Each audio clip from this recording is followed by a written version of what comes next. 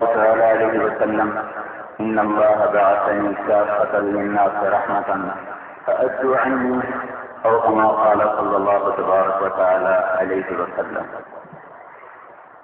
میرے بھائی اور دوستو، اللہ نے ہمارے سال جگا دیے بغیر ہمارے سوال طلب کے، اس نے ہمیں حضرت محمد صلی اللہ تعالی علیہ وسلم کا امتی بنا دیا۔ ہم نے نہ اس کے لیے کوئی طلب ظاہر کی، نہ کوئی درخواست پیش کی، نہ اللہ سے مانگا۔ آنکھ کھلی تو پتہ چلا کہ ہم کلمہ کو مسلمان ہیں اور حضرت محمد صلی اللہ تعالی علیہ وسلم کے امتی ہیں۔ اور یہ اتنا بڑا ہمارے پر اللہ کا احسان ہوا ہے کہ اسی ایک احسان پر بھی زندگی سجدے میں گزر جائے تو ادا نہیں ہو سکتا اس کا حق کہ اللہ تعالیٰ نے ساری کائنات میں آدم علیہ السلام کی بکھری ہوئی نسل کو دیکھ کر اس میں سے ہمیں چنا، ہوَاجْتَبَاكُمْ کا میں نے تمہیں چن لیا ہے، میں نے تمہیں چھانٹ لیا ہے۔ اس کی ایک مثال آپ نے سمجھیں کہ آپ نے سیب کی ٹوکری کھولی اور اس میں سے ایک ایک سیب اٹھا کے دیکھنا شروع کیا، جو پسند آیا وہ ترازو میں رکھا، جو پسند نہیں آیا واپس کر دیا، ایک ایک کو دانے کو۔ ساری وہ دکاندار کہتا آپ نے تو میری ٹوکری کی جان نکالی، سارے اچھے دانے آپ نے اٹھا لیے۔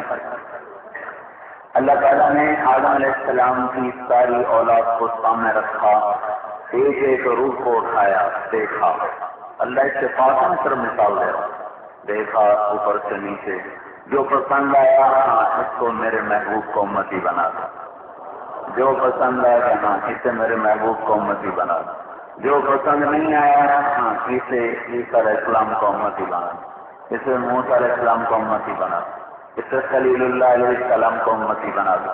جو پسند آ گیا ہاں یہ ٹھیک ہے، میرے نبی کے معیار کا ہے، اس کو میرے نبی کا امتی بنا دو۔ تو ہمارا وہ مسلمان بھائی جس نے آج تک کبھی ایک سجدہ بھی اللہ کے دربار میں نہیں دیا، وہ بھی اللہ تعالیٰ کی چناؤ سے اس امت میں آیا ہے، اپنی طاقت سے نہیں آیا، اللہ نے چنا۔ اس لیے کسی بھی مسلمان کو حقیر نہیں سمجھنا چاہیے۔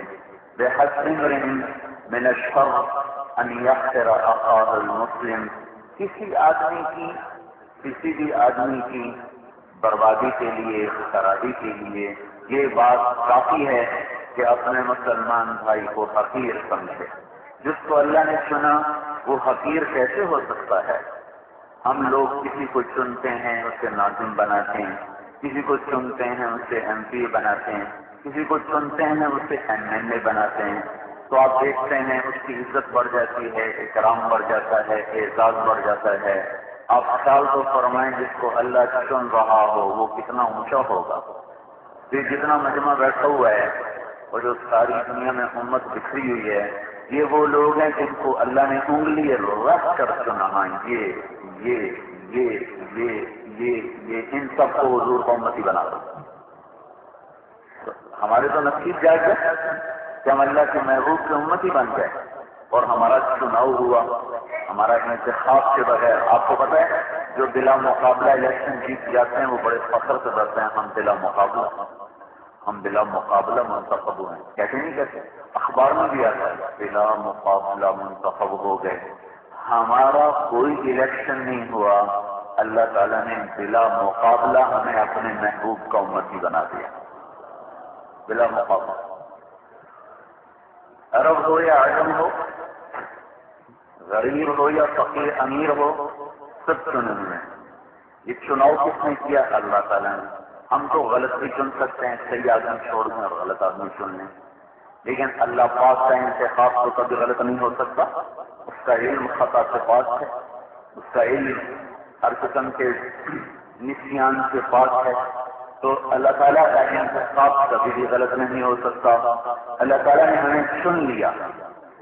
چناؤ کسی کام کے لیے ہوتا ہے، ابھی ہم نے ناظم بنایا تو کسی کام کے لیے ہے، DC حکومت انتخاب کرتے کسی کام کے لیے، MPA بناتے ہیں کسی کام کے لیے، MLA بناتے ہیں کسی کام کے لیے۔ تو اللہ تعالیٰ نے ہمارا انتخاب کون کیا؟ ہم کون چنے ہوئے؟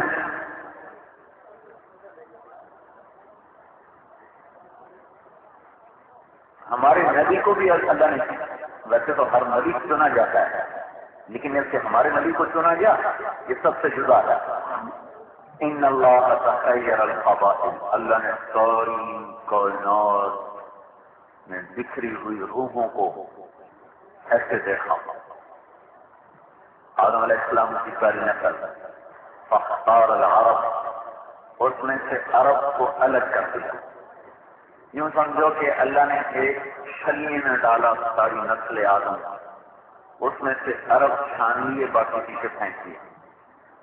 پھر عربوں کو اٹھایا، تخیر العرب، پھر عربوں کو اللہ نے چھلنی میں ڈالا۔ یہ میں مثال دے رہا ہوں، چھلنی، تخیر اخطار، دو لفظ بار بار آئیں گے حدیث میں، اس کی مثال میں نے یہ منتخب کی ہے تاکہ ان دونوں لفظوں کی وسعت اور عظمت کا ہمیں اندازہ ہو سکے۔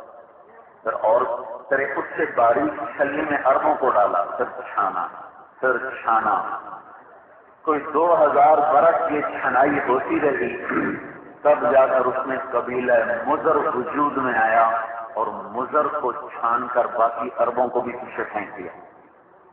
پھر مضر کو اللہ تعالیٰ نے چھلنی میں ڈالا، تخیر مضر، پھر انہیں چھانا، وہ کئی سو برس چھنتے چھنتے چھنتے اس میں سے قریش کا قبیلہ نیچے اترا، باقی مضر کو بھی پیچھے کر دیا۔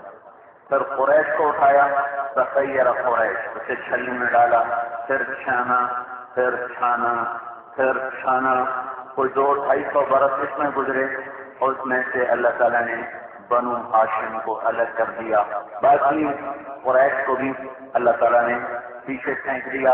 پھر بنو ہاشم کو اللہ تعالیٰ نے چھلنی میں ڈالا، تخیر بنی ہاشم، تخیر بنی ہاشم۔ یہ کشیدگی وہ کشید کرنا ہے، ارک کشید کرنا، ارک نکالنا، اور عمل تقصیر جو کبھی کسی زمانے میں ہم نے اسکول میں پڑھا تھا، یہ وہ ہو رہا ہے، چناؤ ہو رہا ہے، چناؤ ہو رہا ہے، صاف سے صاف دانے کو نکالنا ہے، صاف سے صاف بیج کو نکالنا ہے۔ اس سارے عرصے میں کوئی 10,000 سال کا زمانہ گزرا تقریباً۔ بنو ہاشم کو چھانا، اور چھنتا چھنتا چھنتا، جب صفائی، ستھرائی، طہارت، نظافت، لیاقت، قابلیت، صداقت، امانت، شجاعت، محبت، مودت، ہر صفت جب اپنی انتہا کو چھو گئی تو بس ایک قطرہ طبقہ جس کو اللہ نے محمد بنا دیا صلی اللہ علیہ وسلم۔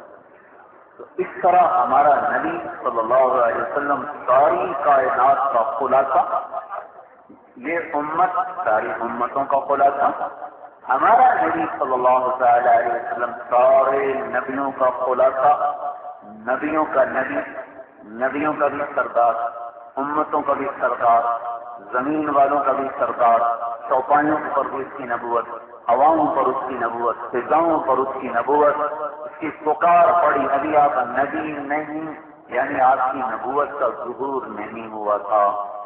یہ نہیں کہ آپ 40 سال کے بعد نبی بنے، نبی تو آپ، ایک حدیث سنا، ابو ہریرہ کہنے لگے یا رسول اللہ آپ کو نبوت کب ملی؟ تو اس کا جواب یہ تھا کہ 40 سال کی عمر میں رمضان کے مہینے میں 21 رمضان کو یا 27 کو مل گئی۔ تو لیکن جو آپ نے اس کا جواب دیا وہ یہ تھا، كنت نبيا بين آدم بين الماء والطين ابھی بين الروح والجسد، میں اس وقت نبی بن چکا تھا جب ابھی آدم علیہ السلام کی کہانی کی ابتدا بھی نہیں ہوئی تھی۔ تو 40 سال کا تو صرف میں تو ظہور ہے، نبوت تو اس وقت ملی جب نہ زمین نہ آسمان، نہ آدم ذات، لیکن نبوت مل چکی ہے۔ جبریل کے آنے سے پہلے آپ درخت کے پاس سے گزرتے تو درخت میں سے آواز آتی السلام علیکم یا رسول اللہ۔ اب حیران ہو تو اسے دیکھ کے یہ کیا کہہ رہا ہے؟ آپ پتھر کے پاس سے گزرتے، پتھر بولتا السلام علیکم یا رسول اللہ، پتھر پکارتے۔ تو انتخاب نبی کا اس طرح ہمارا